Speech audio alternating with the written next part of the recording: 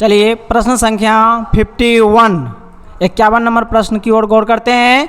इनमें से कौन सा कथन असत्य है, यानी कि कौन सा कथन गलत है, ये देखते हैं। तो सारे ऑप्शंस को देखने होंगे।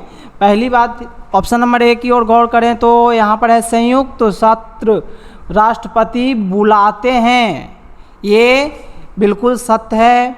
संयुक्त सत्र लोकसभा स्पीकर बुलाते हैं, ये गलत है। और गलत जो है चुनना है, असत्य चुनना है, तो इसका सही आंसर हो जाएगा ऑप्शन नंबर बी।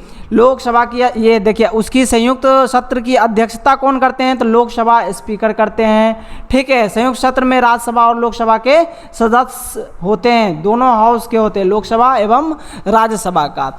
देखिए, संयुक्त सत्र कब बुलाया जाता है, जब किसी भी बिल पर मतभेद होता है, दोनों सत्रों में किसी भी बिल पर मतभेद होता है, तो उस स्थिति में आर्टिकल 108 ये प्रावधान देता है कि राष्ट्रपति संयुक्त अधिवेशन बुलाए।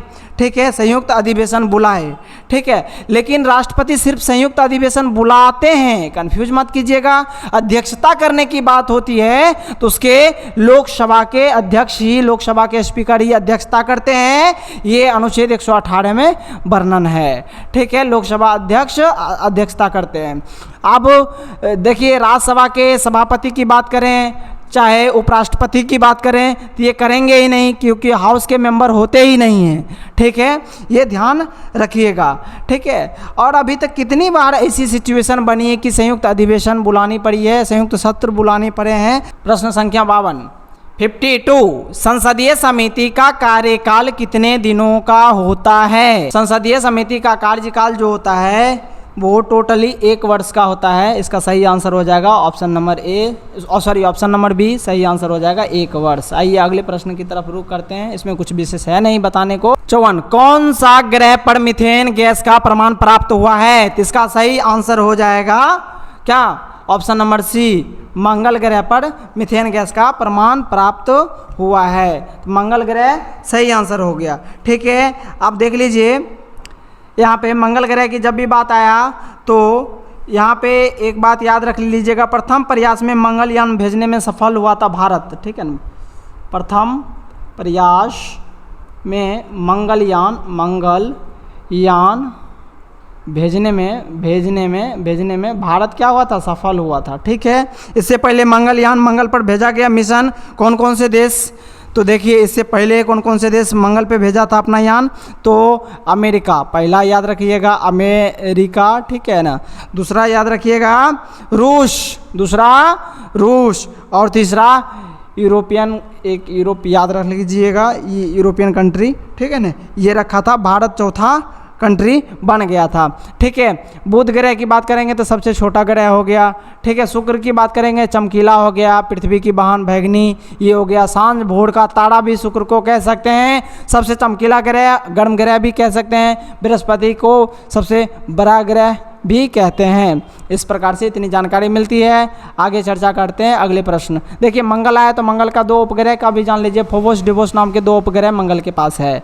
चलिए आइए अगले प्रश्न की ओर। प्रश्न संख्या 55 में कह रहा है कि इनमें से कौन सा एशिया का देश भूभाग से घिरा हुआ है। देखिए, बार बार ये प्रश्न आपके सेट में आ रहा है, भूभाग से घिरा हुआ है, इसका मतलब है कि लैंडलॉक्ड देश की बात कर रहे हैं। इसी को अगले शब्दों में, अलग शब्दों में कहेगा स्थलरुद्ध देश भी कह सकता है, स्थलरुद्ध देश। ठीक है, जो चारों तरफ से स्थल से घिरा हुआ है, स्थलरुद्ध देश कहेंगे। ये इसका सही आंसर हो जाएगा आर्मेनिया। ठीक है, सभी का कैपिटल्स थोड़ा सा देख लीजिए। रोमानिया का राजधानी कहाँ हो जाएगा, बुखारेस्ट। क्या हो जाएगा, बुखारेस्ट। ठीक है, क्या हो जाएगा, बुखारेस्ट हो जाएगा।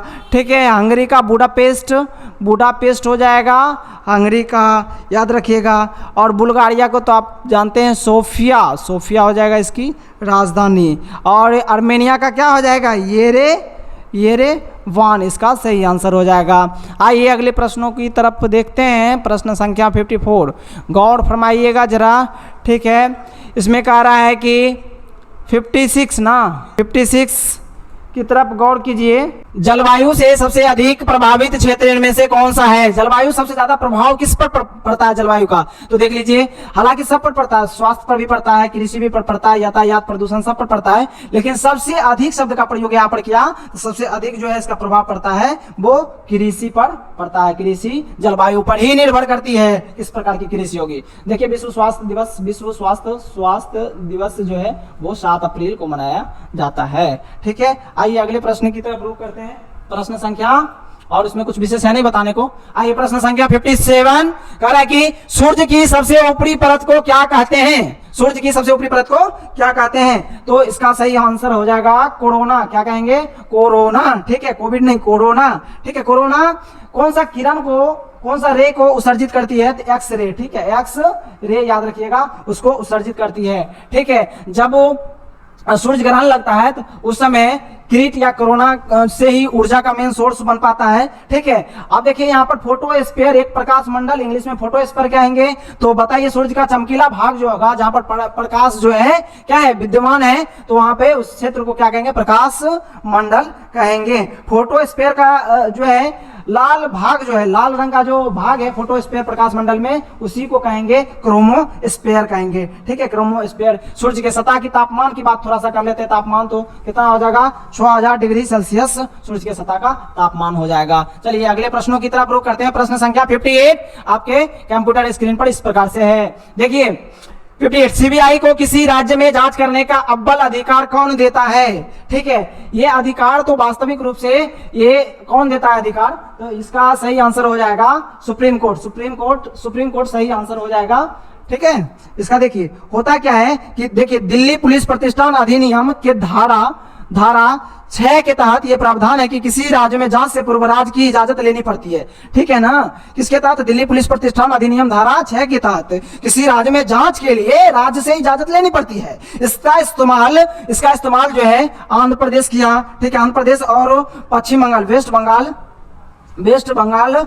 वेस्ट बंगाल ने किया था। ये सहमति जो है वापस ले लिया, राज्य ने जांच को लेकर ये सहमति को वापस ले लिया था। आप देखिए सीबीआई का जो न्यायिक दायरा है, न्यायिक दायरा सीबीआई का है, वो केंद्र सरकार के पास होता है। किसके पास होता है? केंद्र सरकार के पास होता है। ठीक है, बिना राज्य के सहमति से सीबीआई उस राज्य में जांच करने का अधिकार नहीं होता है। ठीक है, ये बात आपको जानने हैं। पुलिस राज्य का विषय है, पुलिस जो है ना, उस स्टेट पुलिस जो है उस राज्य का ही विषय है। ठीक है, अपराध या अन्वेषण का मौलिक अधिकार राज्य पुलिस को होता है। ठीक है, राज्य पुलिस को होता है। ठीक है, और कह रहे हैं कि इसके अंतर्गत होता क्या कि अनुमति लेके सुप्रीम कोर्ट, हालांकि राज्य सरकार की फैसला भी शिथिल पड़ जाती है जब सुप्रीम कोर्ट का आदेश आ जाता है। ठीक है, जब सुप्रीम कोर्ट का आदेश आ जाता है तो राज्य सरकार की सहमति आवश्यक नहीं है। ऐसी स्थिति क्यों आ रही है? ये चर्चों में क्यों है ये प्रश्न? तो चर्चों में इसलिए है कि एक शारदा चिट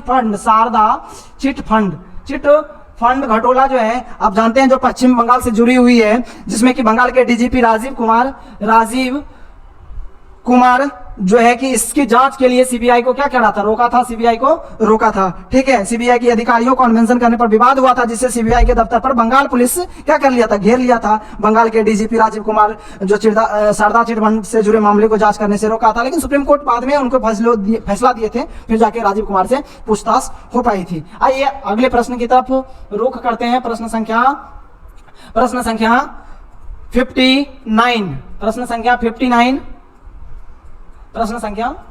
59 कंप्यूटर स्क्रीन पे।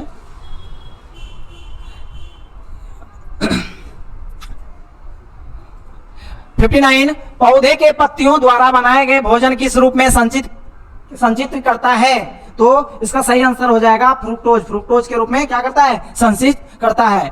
ठीक है, मानव शरीर में वसा के रूप में एनर्जी को संचित किया जाता है, यहाँ फ्रुक्टोज के रूप में संचित किया जाता है। फ्रुक्टोज का उदाहरण बोलेंगे या किससे प्राप्त होता है? तो याद रख लीजिएगा शहद एवं गन्ने से। ठीक है ना, याद कर लीजिएगा।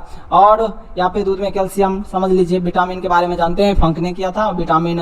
सारी विटामिन के बारे में इससे पहले चर्चा कर लिए थे। वायुमंडल में सबसे अधिक नाइट्रोजन गैस है 78%, याद रख लीजिएगा 78%। इतनी जानकारी मिलती है। आइए कुछ विशेष है नहीं, अगले प्रश्न की तरफ रुख करते हैं। प्रश्न संख्या 60 आपके कंप्यूटर स्क्रीन पे है कि निम्न में कौन सा क्षेत्र में सर्वाधिक वन पाए जाते हैं? ये प्रश्न है, निम्न में कौन सा क्षेत्र में सर्वाधिक वन पाए जाते हैं? तो मैं बात करूं, देखिए भारत का जब स्थिति हम देखते हैं, थोड़ा सा देखिए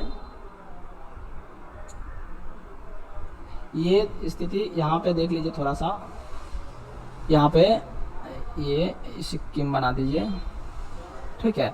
ये देखिए ये स्थिति है, ठीक है, ये भारत का।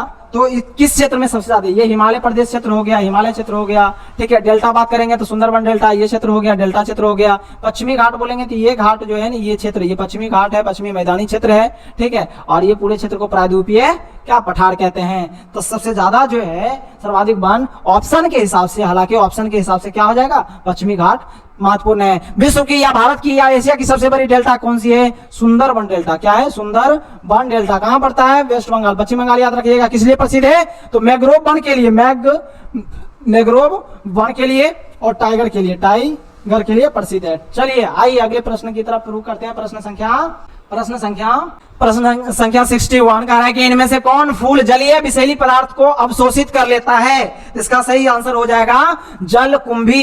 क्या हो जाएगा, जलकुंभी इसका सही आंसर हो जाएगा। एक बात और भी जान लीजिए कि जलकुंभी को बंगाल का आतंक कहते हैं, बंगाल का आतंक कहा जाता है जलकुंभी। सही आंसर हो जाएगा कमल। लोटस का फूल समझ रहे हैं कि क्या है, भारत का राष्ट्रीय फूल है, ठीक है ना। अब फीवर के उपचार के लिए सिंघाड़ा का पौधा का प्रयोग किया जाता है। चलिए आइए अगले प्रश्न की तरफ बात करते हैं, ठीक है। देखिए एक बात और जान लीजिए, जलकुंभी जहरीली पदार्थ को अवशोषित कर लेता है, जैसे कि पानी में जो मिला हुआ लीड रहता है उसको, ठीक है, मरकरी, ठीक है ना, स्ट्रांशियम, देखिए स्ट्रांटियम, ठीक है, इस सब जहरीले जो तत्व हैं उसको क्या कर लेते हैं, अवशोषित कर लेते हैं, इसलिए लाभदायक है। चलिए आगे बात करते हैं। 62 में कह रहा है माँ का दूध शिशु के लिए आवश्यक माना जाता है, क्यों माना जाता है। देखिए जन्म के समय ये भी कहा जाता है कि सबसे पहले माँ का दूध पिलाया जाए बच्चों को, शिशु को, क्योंकि उसमें क्या होता है, एंटीवर्ग होता है। क्या होता है, एंटीवर्ग। सही आंसर क्या हो जाएगा, एंटीवर्ग हो जाएगा। यहाँ विटामिन सी है, विटामिन सी के बारे में जान लीजिए, ठीक है। यहाँ पे बात करें तो गर्म करने से विटामिन सी क्या हो जाता है, नष्ट हो जाता है, ठीक है। इसको एस्कॉर्बिक एसिड कहते हैं। विटामिन सी गर्म करने से थोड़ा सा कम हो जाता है या नष्ट हो जाता है, एस्कॉर्बिक एसिड, ठीक है, एस्कॉर्बिक एसिड पाया जाता है, ठीक है। एस्कॉर्बिक रोग भी विटामिन सी की कमी से होता है, ठीक है। लोहा में मात्रा अधिक, अच्छा ये कुछ नहीं है। आयरन की कमी से क्या हो जाता है, रक्त अल्पता भी हो जाती है आयरन की कमी से। चलिए आगे बात करते हैं अगले प्रश्न की तरफ। प्रश्न संख्या 63 कह रहा है कि 63 आपके कंप्यूटर स्क्रीन पर है। इसमें पॉलीकार्बोनेट्स निम्न में प्रयोग होता है। पॉलीकार्बोनेट्स निम्न में प्रयोग होता है। देखिए पॉलीकार्बोनेट का प्रयोग किया जाता है आपके ऑप्शन के हिसाब से बरसाती रेनकोट में। रेनकोट जो बरसाती पहनते हैं बारिश से बचने के लिए, वाटर प्रूफ बनने के लिए, उसमें पॉलीकार्बोनेट का प्रयोग किया जाता है, ठीक है। अब इसमें इससे जुड़ी जो कुछ जानकारियां, जैसे प्राकृतिक रबर किसका बहुलक है, उदाहरण देख लीजिए इसका क्या है, आइसोप्रीन, ठीक है, आइसोप्रीन, ठीक है, ये, ठीक है। और यहाँ पर प्रूफ देखिए, एक बात और जान लीजिए, यहाँ पर बुलेट प्रूफ जैकेट बनाना है तो उसमें किस चीज का प्रयोग करेंगे, बुलेट प्रूफ जैकेट में केवलर का प्रयोग करेंगे, ठीक है। बरसाती तो पॉलीकार्बोनेट का प्रयोग करेंगे, ठीक है। फल के मीठापन किसके कारण होता है जी, तो बताइएगा, फ्रुक्टोज के कारण। फ्रुक्टोज के कारण फल क्या होता है, मीठापन होता है। आइए अगले प्रश्नों की तरफ रुख करते हैं। प्रश्न संख्या 64 आपके कंप्यूटर स्क्रीन पे है। कह रहा है कि योग के लिए समर्पित आयुष मंत्रालय द्वारा मोबाइल ऐप लॉन्च किया गया, ठीक है। कौन सा मोबाइल ऐप लॉन्च किया गया उसके बारे में चर्चा करते हैं। प्रश्न दैनिक योग, युवाओं के लिए योग, भारत योग, नमस्ते योग। जिसका सही आंसर रट्टा मारिए, ये नमस्ते योग हो जाएगा। ऑप्शन नंबर डी सही आंसर हो जाएगा। इसमें हुआ था, इस ऐप में 10 एपिसोड लोड किए गए थे। ये एपिसोड जो है लोगों को इसके प्रति योगा के बढ़ावा के लिए, अंतर्राष्ट्रीय योग को ध्यान में रखते हुए, ठीक है, डीडी न्यूज पे भी दिखाया गया, डीडी न्यूज पे भी चैनल पे दिखाया गया था, ठीक है, चैनल पे दिखाया गया था। आइए आगे कुछ विशेष है नहीं इसमें, दूसरा सॉफ्टवेयर, ठीक है, जो बताने लायक हो। अगले प्रश्न की तरफ रुख करते हैं। प्रश्न संख्या 65, प्रश्न संख्या 65, ठीक है। कह रहा है पौधे में क्लोरोफिल का निर्माण किसके द्वारा होता है। ये बहुत ही इंपॉर्टेंट प्रश्न है, ठीक है। इसका सही आंसर हो जाएगा, क्या हो जाएगा, लोहा और मैग्नीशियम। लोहा और मैग्नीशियम जो है क्लोरोफिल के निर्माण में प्रमुख घटक है, कारक है। जिंक जस्तीकरण का काम करते हैं, उस पर लोहा पर चढ़ाया जाता है, ठीक है। आइए अगले प्रश्न की तरफ रुख करते हैं। अगले प्रश्न 66 कह रहा है कि भोजन, आइए 66 में देखिए, भोजन पचाने के लिए निम्न में से किसकी सर्वाधिक आवश्यकता होती है। सर्वाधिक आवश्यकता की बात करें, हालांकि देखिए खनिज से भी भोजन पचता है, एंजाइम भी महत्वपूर्ण योगदान है, लेकिन सबसे ज्यादा जो भोजन पचाने के लिए चाहिए वो क्या चाहिए, एंजाइम। और दूसरे नंबर पे पूछेगा तब आप खनिज मार सकते हैं, आंसर सही हो जाएगा। इसमें 3 प्रकार के पाचक रस की बात करते हैं। पाचक रस एक हो गया ट्रिप्सिन, क्या हो जाएगा, एक हो जाएगा ट्रिप्सिन, ठीक है ना, दूसरा हो जाएगा काइमोसिन, ठीक है, काइमोट्रिप्सिन। अगला हो जाएगा लाइपेज, माफ कीजिएगा, लाइपेज, ठीक है ना, लाइपेज हो जाएगा, ठीक है। इसी को वो एमाइलेज बोल सकते हैं, एमाइलेज, ठीक है ना। ये पाचक रस है जो कि इससे ये सब क्या है, एक प्रकार की एंजाइम है जो भोजन पचाने में महत्वपूर्ण करते हैं, ठीक है। बहुत ही एसिडिटी फैलाता है, देखिए एसिडिटी HCl भी है, ठीक है, हाइड्रोक्लोरिक एसिड है जो कि भोजन को क्या अम्लीयता किया करता है, ठीक है ना। आइए आगे पित्तरस जो है भोजन को क्षारीय करता है। अगले प्रश्न की ओर रुख करते हैं, प्रश्न संख्या 67। कह रहा है कि तिलचट्टा कौन से श्रेणी के जीव है, तिलचट्टा कौन से श्रेणी के जीव है। बहुत लोग इसमें गलत कर देते हैं, ये ओमनिवोरियस होते हैं। सही आंसर क्या हो जाएगा, ओमनिवोरियस। मानव क्या है, ओमनिवोरियस सर्वाहारी है, ठीक है ना। शाकाहारी जीव और सर्वाहारी जीव क्या अंतर है, सबसे ज्यादा आयु किसकी होती है, शाकाहारी जीव की सबसे ज्यादा आयु होती है, ठीक है ना, याद रखिएगा, मांसाहारी के तुलना में, ठीक है। आइए पादप की बात करेंगे।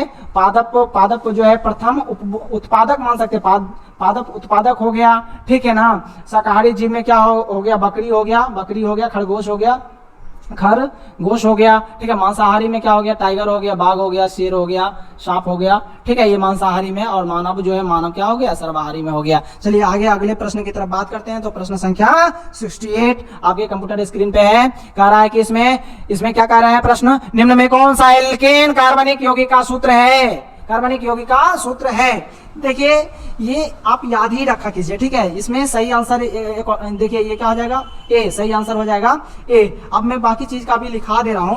पहली बात तो एल्केन का हो गया, ये क्या किसका हो गया, एल्केन का हो गया, ठीक है, H2n+2, ठीक है ना, एल्केन, ठीक है। अब एल्काइंस, ठीक है, इसका क्या हो जाएगा, ठीक है, H2n-2 एल्काइंस, ठीक है ना।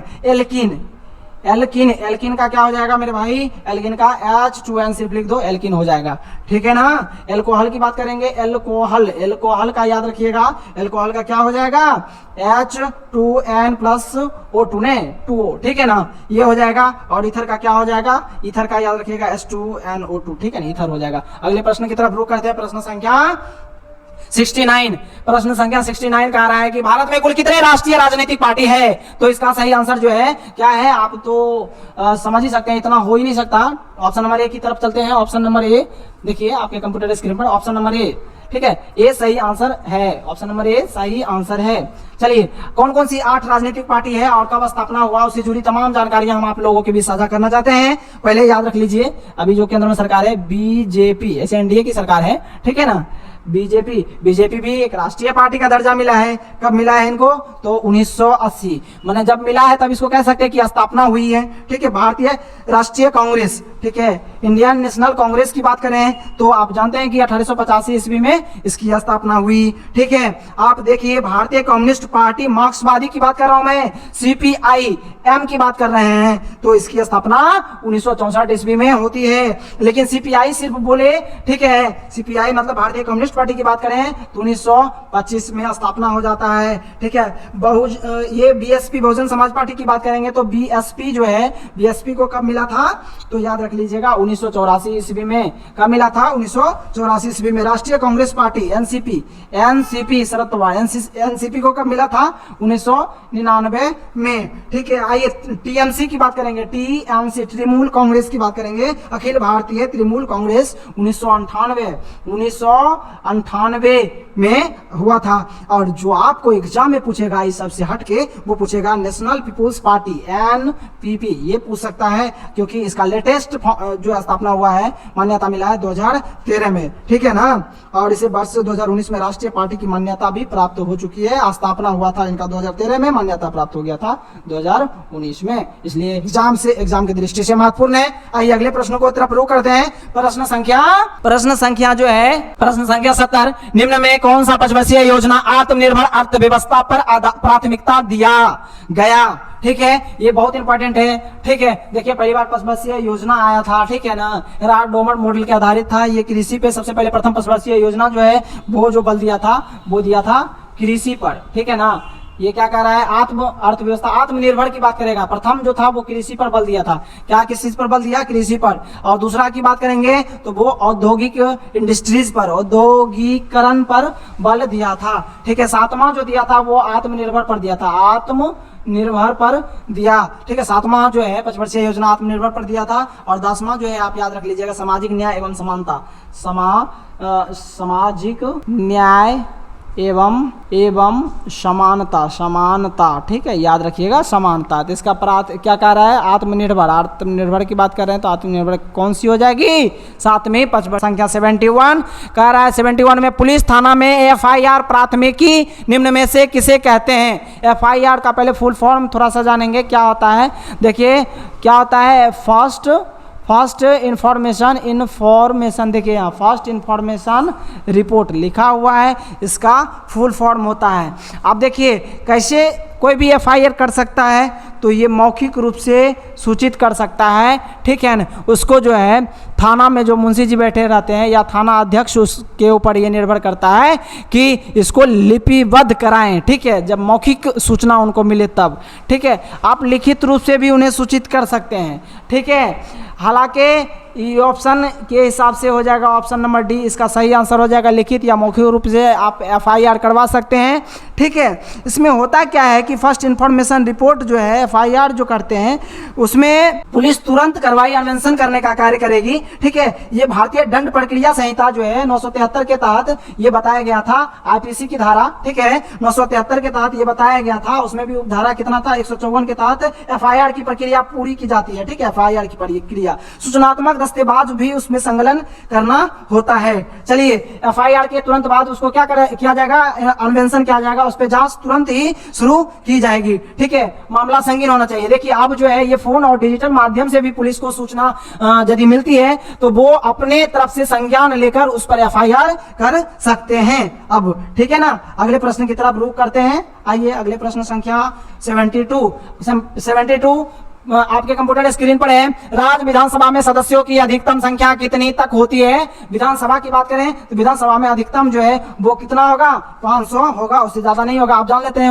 यूपी की कितना है विधानसभा, मेंबर ऑफ MLA की संख्या बोल रहे हैं, मेंबर ऑफ लेजिस्लेटिव असेंबली की बात कर रहे हैं, तो वो कितनी संख्या है, 404 अधिकतम है। चलिए एग्जाम बिहार का दे रहे हैं तो बिहार के बारे में थोड़ा सा जानिए। बिहार में कितना है MLA की संख्या, ठीक है ना, या विधानसभा सीट की संख्या कितना है, 243। ठीक है, लोकसभा कितना है, 40 है। विधान परिषद कितना है, 75 है। झारखंड से बटने के बाद बोल रहा हूं मैं। ठीक है, और यहाँ पे राज्यसभा सीट की संख्या 16 है। आइए अगले प्रश्नों की तरफ रुख करते हैं। प्रश्न संख्या 73 में कह रहा है कि प्रथम विश्व युद्ध के दौरान भारत के तत्कालिक वायसराय निम्न में कौन थे। प्रथम विश्व युद्ध के दौरान बात करेंगे तो प्रथम विश्व युद्ध हुआ कब था, तो ये जो हुआ था वो आपको डेट भी याद रखिएगा तो रख सकते हैं, 28 जुलाई 1914 से, ठीक है ना, 11 नवंबर ठीक है 1918 तक ये प्रथम विश्व युद्ध हुआ था। ये याद रख लीजिएगा। इसका सही आंसर हो जाएगा लॉर्ड हार्डिंग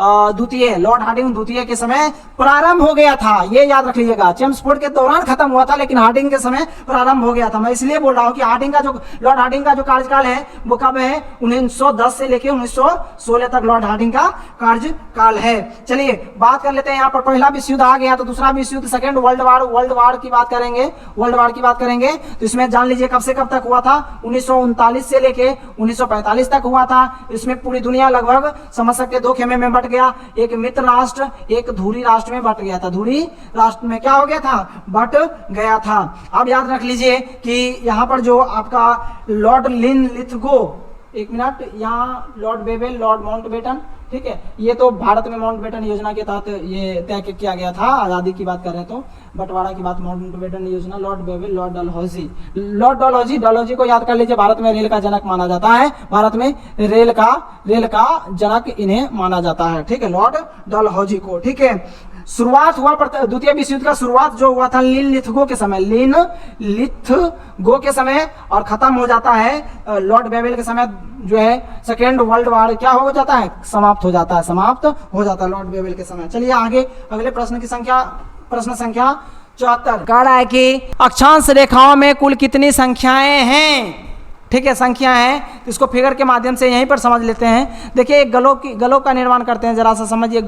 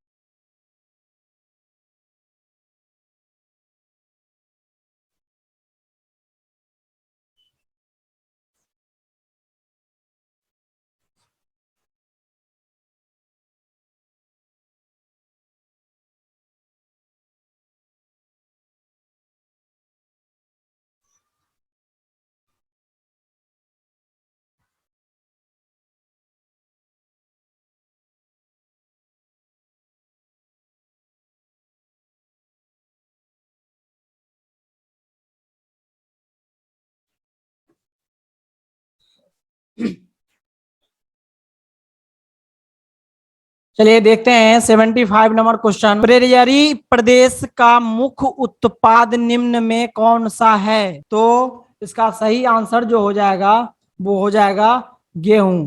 ठीक है, आंसर गेहूं हो जाएगा। ये प्रेरियरी प्रदेश जो है ये उत्तरी अमेरिका के घास के मैदान, उत्तरी अमेरिका के घास के मैदान को कहते हैं। ये कैसा होता है? शीतोष्ण होता है, शीतोष्ण शीतोष्ण घास का मैदान। चलिए अगले प्रश्न की ओर रुख करते हैं, कुछ विशेष है नहीं इसमें, आगे चर्चा करते हैं। 76, भारत में सर्वाधिक कौन सा मृदा पाई जाती है? भारत में सर्वाधिक कौन सा मृदा पाई जाती है? तो 76 का सही आंसर हो जाएगा जलोढ़। जलोढ़ पाई जाती है, जलोढ़ मृदा। ठीक है, इसके बारे में देखिए, मृदा से एक प्रश्न पूछने की अपार संभावना बनी रहती है।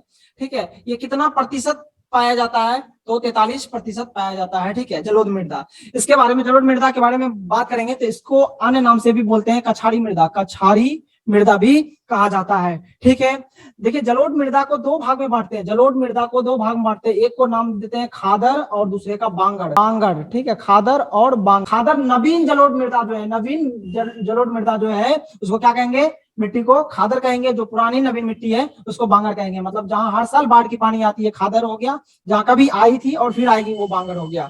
और ये जलोढ़ मिट्टी के बारे में एक बात और ये जान लीजिए कि सबसे ज्यादा उपजाऊ मृदा यही है, जलोढ़ मिट्टी सबसे अधिक उपजाऊ है। ठीक है, उपजाऊ क्यों है? क्योंकि इसमें जो है पोटास की मात्रा अधिक है। पोटास की मात्रा अधिक है, अधिक के लिए हम प्लस सिंबल का प्रयोग कर देते हैं। चलिए, कमी किस किस चीज का है? तो कमी की बात करेंगे यहाँ पे, जलोढ़ मृदा में कमी किस किस चीज की है? कौन से तत्व? तो बात करेंगे नाइट्रोजन की कमी है, नाइट्रोजन की कमी है। ठीक है, फास्फोरस का भी कमी होगा, फास्फोरस की कमी होगा, और ह्यूमस की कमी होगी, जीवाश्म की कमी होगी। ये बात जानकारी मिलती है जलोढ़ मिट्टी से। यहाँ पर बाकी जो ऑप्शन भी है वो भी एग्जाम की दृष्टि से अति महत्वपूर्ण है। जलोढ़ मिट्टी पाई कहाँ जाएगी? खास करके आप याद रखिएगा, गंगा प्लस ब्रह्मपुत्रा, ठीक है, का जो क्षेत्र है वहां पे जलोढ़ मिट्टी पाई जाएगी। चलिए आइए ऑप्शन नंबर ए को देखते हैं, काली मिट्टी या ब्लैक सॉइल। ठीक है, काली मृदा, इसके बारे में क्या जानकारी हासिल करना है? तो देखिए ये कहाँ पाई जाती है, पहले इसको जानते हैं। इसका नाम, अन्य नाम क्या है? पहले काली मिट्टी को एग्जाम में रेगुर मिट्टी भी दे देगा, रेगुर मिट्टी। ठीक है, ये एक और नाम आप black cotton soil, black cotton soil कहते हैं इसे। काली मिट्टी की बात करें, ये काली मिट्टी में कहाँ कहाँ पाया जाता है, किस क्षेत्र में पाया जाता है? थोड़ा सा बात कर लेते हैं। ये महाराष्ट्र क्षेत्र में काली मिट्टी आपको पाया जाएगा, गुजरात क्षेत्र में पाया जाएगा, ठीक है, कर्नाटक क्षेत्र में पाया जाता है, कर्नाटक क्षेत्र में पाया जाता है, मध्य प्रदेश के क्षेत्र हो गया। ठीक है, यहाँ काली मिट्टी पाया जाता है। ठीक है, काली मिट्टी किस फसल के उत्पादन में सर्वश्रेष्ठ स्थान रखता है? याद रखिएगा, कपास, ठीक है, गन्ना, मूंगफली, ये सब काली मिट्टी उत्पादन करता है। ठीक है, और थोड़ा सा बात कर लेते हैं कि यहाँ पर किस तत्व की प्रचुरता रहती है इसमें, काली मिट्टी में। वो तत्व कौन कौन से हो गए? ठीक है, मैग्नीशियम हो गया, ठीक है, चूना हो गया, ठीक है ना, चूना हो गया, और लौह तत्व जो है, लौह तत्व इसकी क्या रहती है? भरपूर रहता है, प्रचुर मात्रा में रहता है। ठीक है, इस प्रकार से एक इतनी जानकारी मिलती है। एग्जाम में ये भी प्रश्न पूछा जा सकता है कि काली मिट्टी का रंग काली क्यों होता है? काली मिट्टी का रंग काली क्यों होता है? टिटेनिफेरस मैग्नेटाइड, के कारण इसका क्या होता है, रंग काला होता है। जीवाश्म भी कहीं कहीं ऑप्शन देगा तो आप लोग मार दीजिएगा जीवाश्म। चलिए आगे अगले ऑप्शन की तरफ थोड़ा सा चर्चा कर लेते हैं। चलिए ऑप्शन नंबर बी की तरफ गौर करते हैं, गौर फरमाते हैं कि ये लाल मिट्टी कहाँ पाया जाता है। देखिए बुंदेलखंड का क्षेत्र है, यूपी में पाया जाएगा, छत्तीसगढ़ में पाया जाता है, मध्य प्रदेश का कुछ क्षेत्र है वहां पाया जाता है, तमिलनाडु में अधिक मात्रा में लाल मिट्टी पाई जाती है, और वेस्ट बंगाल में भी पाया जाता है। नॉर्थ ईस्ट की बात करेंगे तो मेघालय नागालैंड याद रख लीजिएगा, मेघालय और नागालैंड याद रखना, यहाँ पाया जाता है। ठीक है, लाल मिट्टी का रंग लाल क्यों होता है, लाल क्यों होता है लाल मिट्टी का रंग लाल, तो याद रखिएगा आयरन ऑक्साइड के कारण। किसका, आयरन, ठीक है, आयरन ऑक्साइड के कारण लाल होता है। ठीक है, एक बात और भी ये जान लीजिए, लाल मिट्टी जो होता है वो अम्लीय होता है, अम्लीय होता है, तात्पर्य इसका पीएच मान 7 से कम होता है। ठीक है, एक बात और जानिए कि इसमें किस किस चीज की कमी होती है, कौन कौन से तत्व की कमी होती है, मैं यहाँ लिख दूं, वर्णन करूं इसकी, किस किस तत्व की कमी होती है। तो नाइट्रोजन की कमी होती है, बात करेंगे फास्फोरस की कमी होती है, फास्फोरस की कमी होती है। ठीक है, और ह्यूमस की क्या होती है, कमी होती है, माइनस दे देते हैं। ठीक है, समझ जाइएगा। अब देखिए चूना हो गया, सॉरी चूना, ठीक है, ऑक्साइड, ठीक है, एल्युमिनियम हो गया, ठीक है, एल्युमिनियम ऑक्साइड, ये सब की क्या होगी, अधिकता इसमें पाई जाती है। बात करेंगे लाल मिट्टी में कौन से फसल होंगे, खास करके काजू को तो जरूर याद रखिएगा, काजू पूछे जाते हैं एग्जाम में। ठीक है, काजू याद रखने हैं। चलिए अगले प्रश्न की तरफ, अगले ऑप्शन ये बच गया, इसको भी देख ही लिया जाए। लेटराइट मिट्टी, देखिए ऑप्शन नंबर डी की तरफ गौर करते हैं तो लेटराइट मिट्टी है, ये भी एग्जाम की दृष्टि से महत्वपूर्ण है। ये इसका क्षेत्र थोड़ा सा आप लोग याद रख लीजिए, तमिलनाडु का क्षेत्र हो गया, तमिलनाडु का क्षेत्र हो गया, कर्नाटक का क्षेत्र हो गया, केरल हो गया, केरल का क्षेत्र हो गया, ठीक है, उड़ीसा हो गया, उड़ीसा, ठीक है, MH महाराष्ट्र, ठीक है, यहाँ हो गया। ठीक है, लेटराइट मिट्टी की बात करेंगे तो इस मिट्टी का पीएच मान कभी कभी एग्जाम में पूछ देता है 4.0 से 5.0, मतलब 4 से 5 के बीच रहता है। ये कह सकते हैं कि लेटराइट मिट्टी भी क्या है, अम्लीय है, अम्लीय मृदा है, लेटराइट मिट्टी भी क्या है, अम्लीय मृदा है। खास करके ये उत्पादन जान लीजिएगा कि लेटराइट मृदा का क्या क्या उत्पादन है, तो याद रखना है कपास प्रमुख नहीं है, सिनकोना प्रमुख याद रखिएगा, एग्जाम में सिनकोना पूछेगा, सिनकोना किस मिट्टी में, ठीक है, सिनकोना, ठीक है, कहवा, कॉफी, कहवा, ठीक है ना, रबर, ठीक है, ये सब उत्पादन होते हैं। चाय भी लेटराइट मिट्टी में होते हैं उत्पादन। ठीक है, बात करेंगे कि इसमें किस चीज की अधिकता होती है, तो इसमें भी पोटास की अधिकता ज्यादा होता है, पोटास अधिक होता है, बाकी सारा चीज कम होते हैं। चलिए प्रश्न संख्या 77 की तरफ रुख करते हैं। आपके कंप्यूटर स्क्रीन पे 77 है, कह रहा है कि, मेरा कलर चेंज कर दीजिए पहले,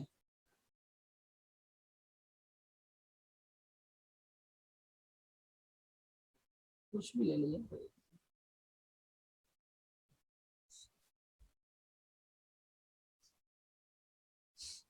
प्रश्न संख्या 77, भारत का टाइगर स्टेट निम्न में से किसे कहा जाता है। देखिए टाइगर स्टेट किसे कहा जाएगा, जिस राज्य में टाइगर की संख्या सर्वाधिक होगी उसी को टाइगर स्टेट कहा जाएगा। इसका सही आंसर हो जाएगा 77 का ऑप्शन नंबर सी, मध्य प्रदेश। ठीक है, टाइगरों की कुल संख्या की बात करें, मध्य प्रदेश में कितनी बाघें हैं, टोटल 526 बाघ है, टाइगर है। ठीक है, और बात करेंगे 524, यहाँ देखिए एक ऑप्शन नहीं दिया है, कर्नाटक ऑप्शन देता है तो वहां पे 524 बाघ है। ठीक है, सर्वाधिक शेर कहाँ पड़ता है, देखिए शेर कहाँ है, ऑप्शन में नहीं दिया है, गुजरात लिख लीजिए, गुजरात में सर्वाधिक शेर है। ठीक है ना, गिर राष्ट्रीय उद्यान किस लिए प्रसिद्ध है, शेर के लिए प्रसिद्ध है, ये बात को ध्यान रखिएगा। ठीक है, उत्तराखंड आया तो उत्तराखंड आते के साथ आप याद रखिएगा कि जिम कॉर्बेट नेशनल पार्क, ठीक है, जिम कॉर्बेट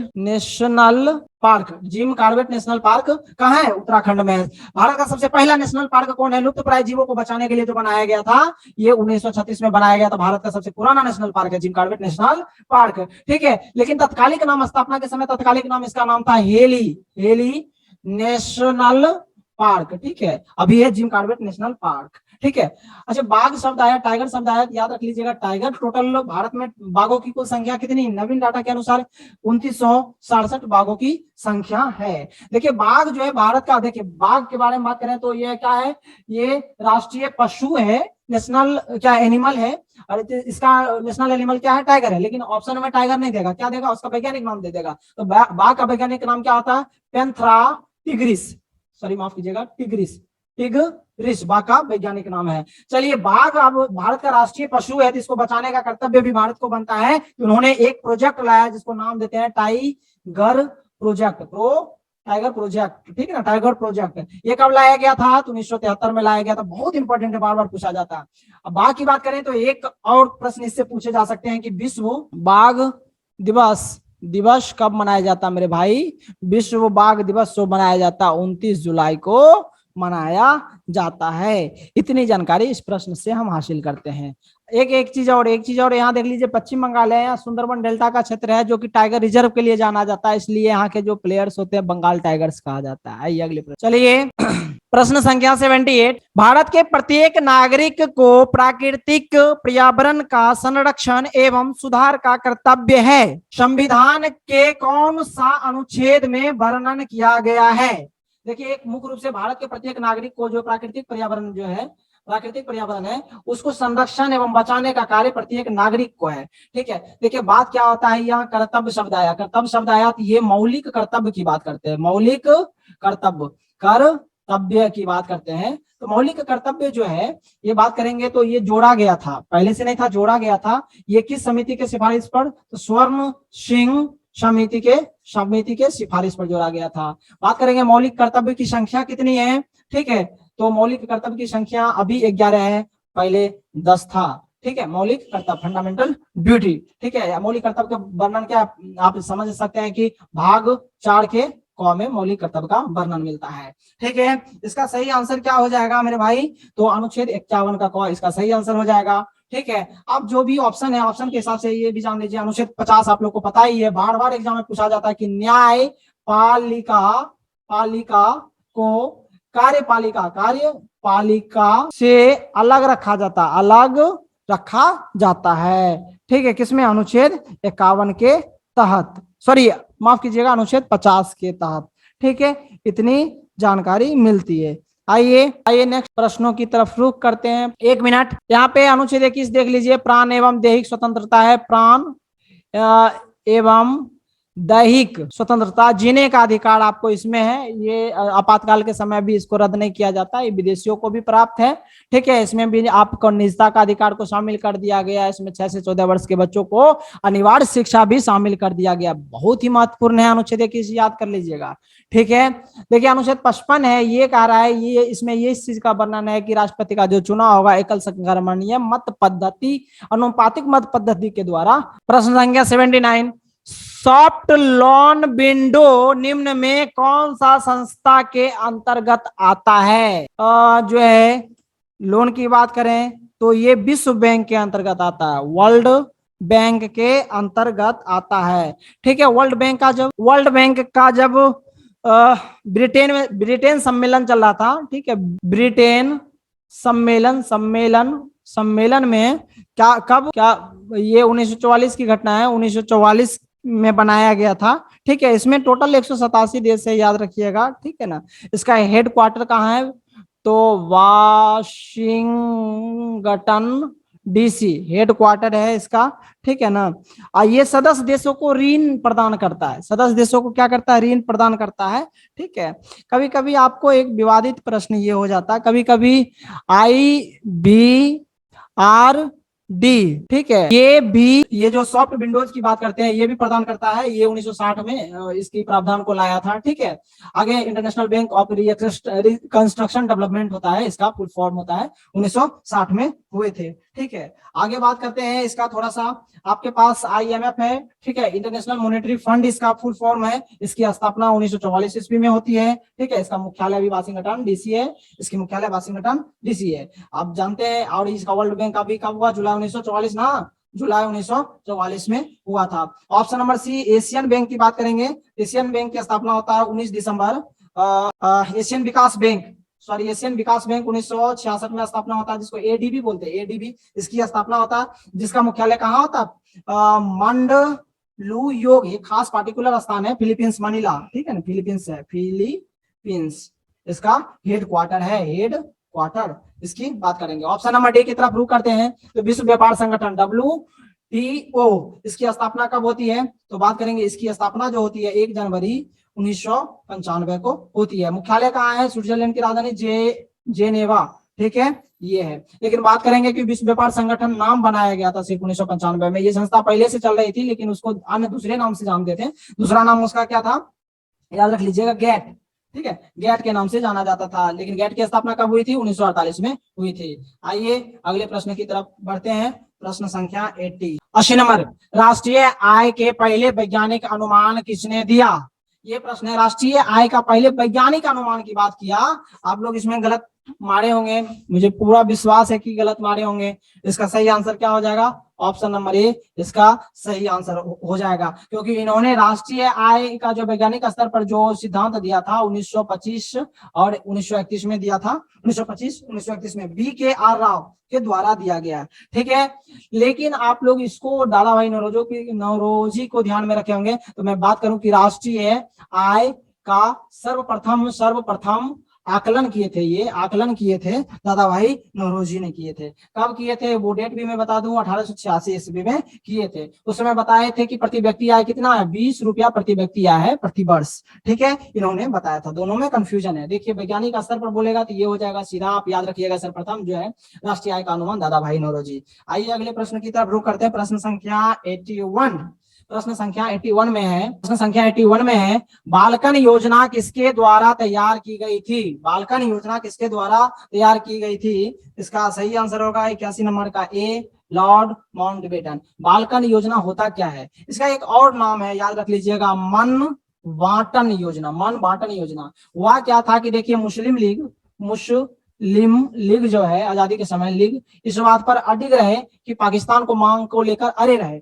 उस स्थिति में क्या हुआ, लॉर्ड माउंटबेटन ब्रिटेन गए, वहां से एक योजना फिर लेके आए, वही है बालकन योजना के नाम से जानते हैं, ठीक है। और ये क्या कह सकते हैं, माउंटबेटन जो है ये भारत विभाजन योजना भी कह सकते हैं। भारत का जो विभाजन हुआ इसी योजना के तहत, विभाजन माउंटबेटन योजना के तहत हुआ, ये देख लीजिए। अब ऑप्शन नंबर बी की तरफ थोड़ा सा गौर करते हैं। लॉर्ड डलहौजी है, लॉर्ड डलहौजी का समय कब से कब तक रहता है, समय देख लीजिए 1848 से लेके 56 तक रहता है डलहौजी का समय। इसको अर्ल ऑफ डलहौजी भी कहते हैं, क्या कहते हैं, अर्ल ऑफ डलहौजी, ठीक है, डलहौजी भी कहते हैं। ये जब भी डलहौजी आए तो इनका दो बात जरूर याद रख लीजिएगा, ये व्यापगत सिद्धांत इन्होंने ही दिया था। दूसरी भाषा में हड़प नीति, ठीक है, हड़प नीति कह सकते हैं। नीति किसने लाया था, लॉर्ड डलहौजी ने लाया था, ठीक है। लॉर्ड डलहौजी जब भी आए तो एक बात और भी याद रख लीजिए कि भारत में रेलवे का जनक, भारत में रेलवे का जनक इन्हीं को माना जाता है, ठीक है। कब रेलवे की शुरुआत हुई, तो 16 अप्रैल 1853 को हुआ था, ठीक है। 1854 की घटना है, याद रख लीजिएगा। लोक सेवा विभाग की स्थापना किए थे, लोक सेवा विभाग की स्थापना किए थे लॉर्ड डलहौजी। देखिए ऑप्शन नंबर सी की तरफ थोड़ा सा ध्यान देते हैं। लॉर्ड कॉर्नवालिस, जब भी आपके सामने लॉर्ड कॉर्नवालिस आया है तो दो बात याद कर लीजिएगा। ऐसे कॉर्नवालिस इसका पीरियड क्या रहा, टाइम पीरियड 1786 से लेके 93 तक रहे थे और 1805 में भी आए थे, ठीक है ना, ये याद रखिएगा टाइम पीरियड। तो पूछेगा कि कॉर्नवालिस कॉर्ड की स्थापना किसने किया, कॉर्ड की शुरुआत किसने किया, तो लॉर्ड कॉर्नवालिस ने किया था। पहली बात याद रखना है। भारतीय नागरिक सेवा का जनक किसे कहा जाता है, यहां मैं लिख दे रहा हूं, ठीक है, माफ कीजिएगा जगह नहीं है। भारतीय नागरिक सेवा का जनक कहा जाता है किसको, लॉर्ड कॉर्नवालिस को कहा जाता है। लॉर्ड बेवल की टाइम पीरियड की बात कर लीजिए, थोड़ा सा लॉर्ड बेवल की टाइम पीरियड की बात कर लीजिए। लॉर्ड बेवल का टाइम पीरियड जो है वो है 1944 से 47 तक लॉर्ड बेवल का, ठीक है, टाइम पीरियड है। इसी के समय में कैबिनेट मिशन भारत आया था, आइए अगले प्रश्न की ओर चलते हैं। प्रश्न संख्या 82 नंबर प्रश्न, सर्वप्रथम भारत में पुलिस प्रणाली कौन सा अधिनियम के तहत आया था। पुलिस प्रणाली अधिनियम की बात करेंगे तो ये आया था भारतीय परिषद अधिनियम 1861। ऑप्शन नंबर ए इसका सही आंसर हो जाएगा, ठीक है। एक बात और याद रख लीजिएगा कि 1948 ईस्वी में क्या हुआ था, भारतीय पुलिस सेवा नीति आया था। भारतीय, दोनों में फर्क है, भारतीय पुलिस सेवा नीति आया था, भारतीय पुलिस सेवा नीति आया था। आइए बात करते हैं अगले प्रश्न की ओर, ठीक है। अगले प्रश्न संख्या 83 में अम्ल वर्षा होने का मुख्य कारक क्या है? किस कारण से अम्ल वर्षा होता है? देखिए, अम्ल वर्षा एक प्रकार से कर सकते हैं कि प्रदूषित वर्षा हो गया जी, पर प्रदूषित वर्षा हो गया, जिसके कारण अम्लीय वर्षा के कारण ही ताजमहल गंदा हो रहा है। ताजमहल गंदा हो रहा है, ये भी एग्जाम में पूछता है। ठीक है, होता किसके कारण है? तो आप याद रख लीजिएगा, इसमें ऑप्शन मुख्य कारक नहीं दिया है, तो ऑप्शन के हिसाब से देख लीजिए कि हम बता देते हैं किस कारण से होता है अम्ल वर्षा। कारण यही है कि सल्फर डाइऑक्साइड ऑक्साइड और नाइट्रोजन ऑक्साइड के कारण होता है। अब ऑप्शन में है नहीं कि दोनों का उत्पादन कौन करता है? कारखाना ही उत्पादन करता है। इसका सही आंसर क्या हो जाएगा? कारखाना। ठीक है, तो बताइए अम्ल वर्षा किसके कारण होता है? सल्फर डाइऑक्साइड और नाइट्रोजन ऑक्साइड के कारण, नाइट्रोजन ऑक्साइड के कारण होता है। यहाँ पर जब आ गया वर्षा की बात, तो वर्षा के बारे में एक और चर्चा कर लेते हैं कि कृत्रिम वर्षा भी होता है। ठीक है, कृत्रिम वर्षा भी होता है। ठीक है, वो किस प्रकार से होता है कृत्रिम वर्षा? किस कारण से? देखिए कैसे करवाया जाता है, तो सिल्वर आयोडाइड आयोडाइड के कारण। ठीक है, सिल्वर आयोडाइड के कारण कृत्रिम वर्षा होता है। 84 में 1757 का युद्ध निम्न में से किससे संबंधित है? 1757 का युद्ध निम्नलिखित में से किससे संबंधित है? तो एक बात बताइए, अभी पिछले ही वीडियो में हमने ये 1757 की जो कहानी थी उसकी वृतांत जानकारी आप लोगों के बीच साझा किए हैं, इसलिए इसको डायरेक्ट ऑप्शन की ओर चलते हैं। सिराजुद्दौला और ब्रिटिश रॉबर्ट क्लाइव के बीच हुआ था। ब्रिटिश सेनापति रॉबर्ट क्लाइव था, रॉबर्ट क्लाइव के बीच हुआ था। ठीक है, ये याद रख लीजिएगा। आइए थोड़ा सा ऑप्शन नंबर ए देख लेते हैं। अकबर और राणा महाराणा प्रताप के बीच जो ये युद्ध हुआ था, वो कौन सा युद्ध था जी? हल्दी घाटी का ना, हल्दी घाटी का युद्ध हुआ था। ठीक है, कब हुआ था? 1576 में, आप याद रख लीजिएगा। ठीक है, 1576 में हुआ था। आप देखिए, अकबर और हेमू के बीच जो युद्ध हुआ था वो पानीपत का दूसरा युद्ध हुआ था। पानीपत का दूसरा युद्ध जो हुआ था अकबर और हेमू के बीच हुआ था। कब हुआ था? 1556 में ईस्वी में हुआ था। अब अकबर और इब्राहिम लोदी के बीच जो युद्ध हुआ था वो क्या हुआ था? 1526 ईस्वी में हुआ था। पानीपत का प्रथम युद्ध। इतनी जानकारी मिलती है। चलिए अगले प्रश्न की तरफ बढ़ते हैं। प्रश्न संख्या 85, 85 नंबर।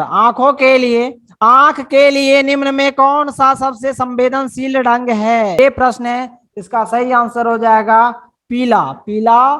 ऑप्शन के हिसाब से पीला सही आंसर हो जाएगा। यदि हरा रहता तो आप हरा आंसर करते।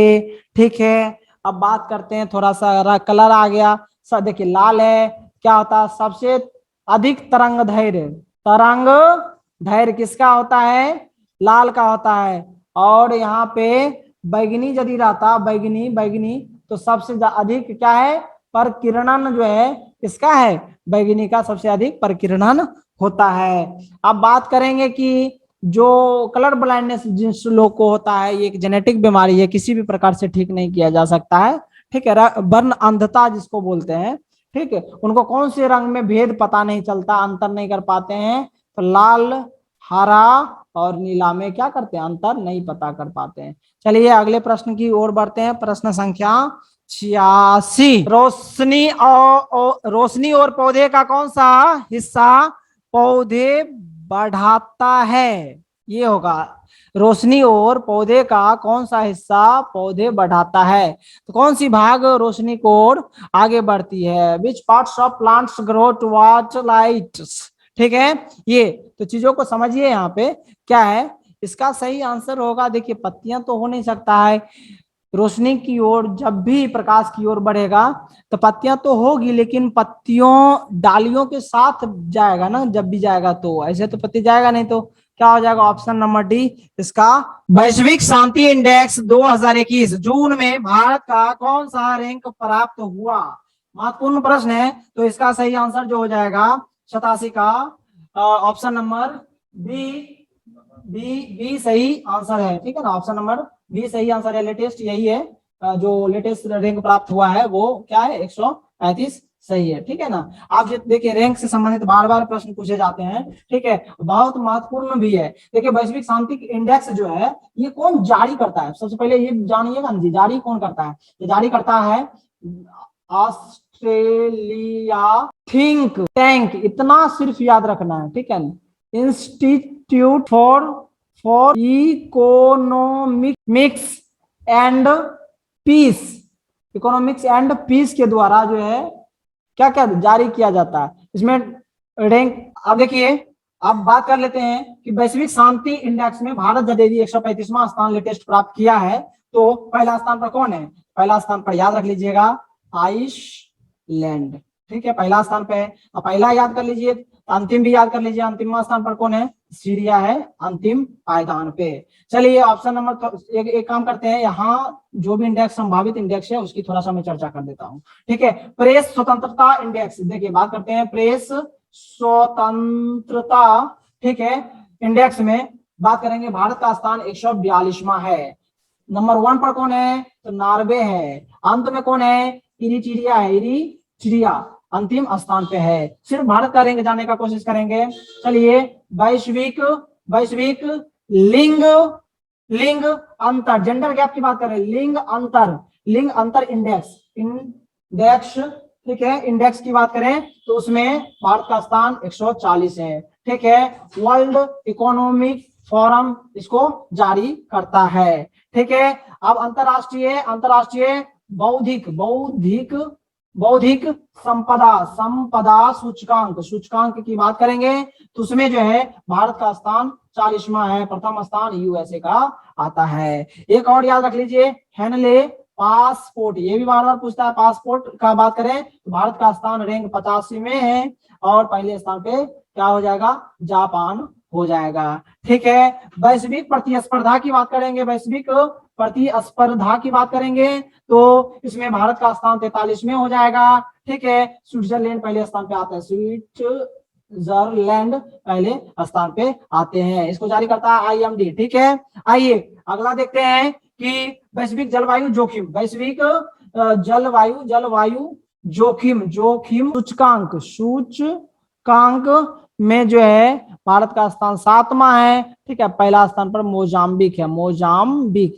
इतनी जानकारी एक प्रश्न से मिलता है। आइए अगले प्रश्न की तरफ रुख करते हैं। 88 प्रथम गैर कांग्रेसी प्रधानमंत्री कौन थे। आइए बात करते हैं प्रथम गैर कांग्रेसी प्रधानमंत्री के, तो पहली बात जान लीजिए कि इंदिरा गांधी का जो कार्यकाल रहा था 1966 से लेकर 77 तक रहा था। 75 में भी इमरजेंसी लगा दिए थे, पूरी जनता तंग आ गई, तब ऐसी स्थिति हुई कि पहली बार जो 77 में चुनाव हुआ उस समय जो 77 में पहली बार गैर कांग्रेसी प्रधानमंत्री को लाया गया। वो कौन थे, मोरारजी देसाई। सही आंसर क्या हो जाएगा, मोरारजी देसाई। कब बने थे, 1977 में बने थे प्रधानमंत्री, ठीक है। और लेकिन यहाँ पर एक कंफ्यूजन है, कंफ्यूजन दूर कर लीजिए। कंफ्यूजन ये है कि कहेगा कि पूर्णतः 5 वर्ष गैर कांग्रेसी प्रधानमंत्री कौन रहा, 5 वर्षों तक गैर कांग्रेसी पीएम कौन रहा, तो ये सही आंसर हो जाएगा अटल बिहारी वाजपेयी सही आंसर हो जाएगा। चलिए अगले प्रश्न की और बात, 1 मिनट और ऑप्शन देखते हैं। यहाँ ऑप्शन नंबर बी सही आंसर हो जाएगा, ठीक है। पूर्व काल के लिए अटल बिहारी वाजपेयी। चौधरी चरण सिंह की बात करेंगे चौधरी चरण सिंह की बात करें तो सदन की कार्रवाई में एक दिन भी भाग न लेने वाले प्रधानमंत्री में चौधरी चरण सिंह का नाम आता है। चलिए अगले प्रश्न की तरफ रुख करते हैं। प्रश्न संख्या, पाचन प्रक्रिया में प्रोटीन कौन सा पदार्थ में बदल जाते हैं, तो इसका सही आंसर हो जाएगा, क्या हो जाएगा, ऑप्शन नंबर बी ग्लूकोज सही आंसर हो जाएगा। आइए अगले प्रश्न की तरफ रुख करते हैं। प्रश्न संख्या 90 कह रहा है कि 90 देखिए अक्षांश किसे प्रदर्शित करता है। अक्षांश देखिए ये ग्लोब है, ग्लोब की थोड़ा सा रचना कर लेते हैं। देखिए ये ग्लोब है, ग्लोब में 2 रेखा होता है, एक ऐसे करके ये रेखा होता है, ठीक है, ये अक्षांश रेखा कहते हैं, ठीक है। और इस प्रकार से जो रहता है उसको क्या कहते हैं, देशांतर रेखा कहते हैं। अक्षांश रेखा, ये देशांतर रेखा हो गया। अक्षांश रेखा हमेशा जो है ना तापमान को प्रदर्शित करता है। अक्षांश रेखा ये तापमान को, क्योंकि आप तो पढ़े होंगे, हम बताए भी कि ये कटिबंध का निर्माण करता है। देखिए 3 प्रकार के कटिबंध हो गए, ठीक है। ये देखिए, ये शीत कटिबंध, ये शीतोष्ण और ये उष्ण, उष्ण कटिबंध। उष्ण मतलब गर्म, यानी तापमान से संबंधित ये निर्धारण करता है अक्षांश रेखा। और देशांतर रेखा जो है, देशांतर रेखा हमेशा समय को इंगित करता है। देशांतर रेखा, ठीक है, इसको लैटिट्यूड कहते हैं, इसको लॉन्गिट्यूड कहते हैं, ठीक है, ये भी याद रख लीजिएगा। अंतरराष्ट्रीय तिथि रेखा होता है, जो कि लंदन के ग्रीनविच से प्रधान मध्याह्न रेखा भी बोलते हैं उसको, जो कि लंदन से ग्रीनविच से प्रारंभ होता है, ठीक है, मानक समय रेखा माना गया, ठीक है। आइए दूरी की बात करें तो दूरी क्या, प्रकाश वर्ष दूरी का मात्रक है, बार बार एग्जाम में पूछा जाता है, ठीक है, प्रकाश वर्ष दूरी का मात्रक है, ठीक है, पारसेक भी दूरी का मात्रक है। आइए आगे बात करते हैं अगले प्रश्न की तरफ। 91, सामान्य स्थिति के बारे में, बेरोजगारी सामान्य स्थितियां यूएस बेरोजगारी की गणना की जाती है कि अवधि के संदर्भ में, इसके संदर्भ में, ठीक है, इस समय के बारे में पूछ रहा है कि कितने दिनों में टारगेट लेके बेरोजगारी की जो स्थिति का आकलन किया जाता है उसके बारे में पूछा जा रहा है। तो 91 का सही आंसर हो जाएगा 1 वर्ष। इसका सही आंसर क्या हो जाएगा, 1 वर्ष। सामान्य स्थिति में बेरोजगारी की गणना की जाती है 1 वर्ष की अवधि के संदर्भ में। चलिए आगे बात करते हैं प्रश्न संख्या 92 में, ठीक है, 92 में बात करते हैं। 92, महाराजा रणजीत सिंह और निम्न में किसके बीच अमृतसर की संधि हुई है, ठीक है, अमृतसर की संधि। तो यहाँ जो अमृतसर के महाराजा रणजीत सिंह और लॉर्ड मिंटो के बीच जो है अमृतसर की संधि हुई है, कब बात करेंगे तो 1809 ईस्वी में हुआ था, ठीक है, याद रख लीजिएगा, ब्रिटिश ईस्ट इंडिया कंपनी थे उनसे, ठीक है ना। और ये आते हैं महाराजा रणजीत सिंह किस धर्म से आते हैं, सिख धर्म से आते हैं। चलिए अगले प्रश्न की तरफ बढ़ते हैं। प्रश्न संख्या 93 कह रहा है 93 में, कृत्रिम सोना निम्न में कौन धातु घटक है। कृत्रिम सोना किससे बनाया जाता है, यानी मिलावटी सोना की बात कर रहे हैं, रोल्ड गोल्ड की बात कर रहे हैं, जिसको आप उसमें क्या, या अशुद्ध सोना बनाना चाहते हैं तो उसमें आप एल्युमिनियम मिला दीजिए। सही आंसर एल्युमिनियम हो जाएगा, कोई बात नहीं है, समझ लीजिए आप लोग। इसका सही आंसर क्या हो जाएगा, इसका सही आंसर हो जाएगा एल्युमिनियम, ठीक है। एल्युमिनियम, आप तांबा भी मिला सकते हैं, तांबा, ठीक है ना, ये दोनों हो सकता है। चलिए आगे अगले प्रश्न की ओर बढ़ते हैं।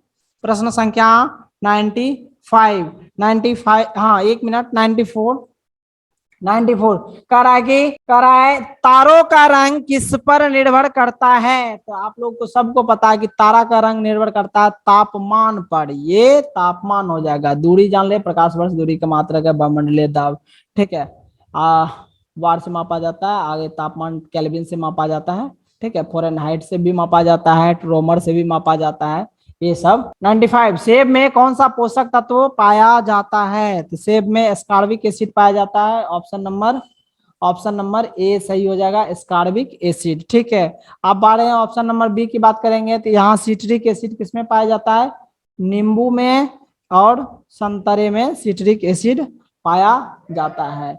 चलिए बस इस प्रकार से आपका सेट संख्या 1 का समापन करते हैं। इसी प्रकार आप हमारे संपूर्ण सेट से जुड़े रहें।